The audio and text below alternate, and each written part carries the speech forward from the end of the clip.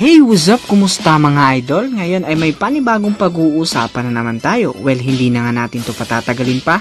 Kung bago ka sa aking channel, ay welcome sa J-Zone TV.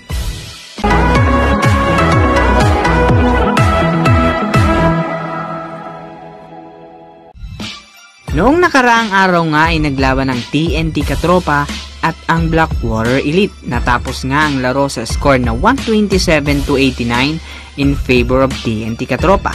Ngunit noong papasok nga ang fourth quarter ay merong isang play na medyo pinagkakaguluhan ngayon sa social media kung travel nga ba o hindi.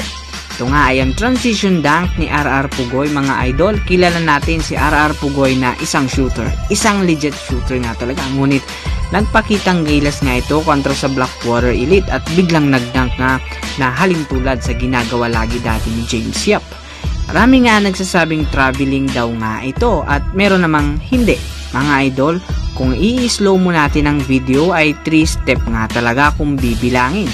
At maikukumpara na natin ito sa step back naman ni James Harden ng Houston Rockets.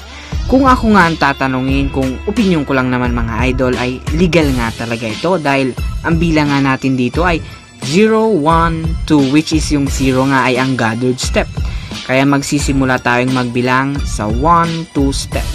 Napag-usapan na nga ito dati at ayon kay Commissioner's Cup Willie Marshall ay parang sabi nga nito ay parang nalulugi tayo nung huli eh.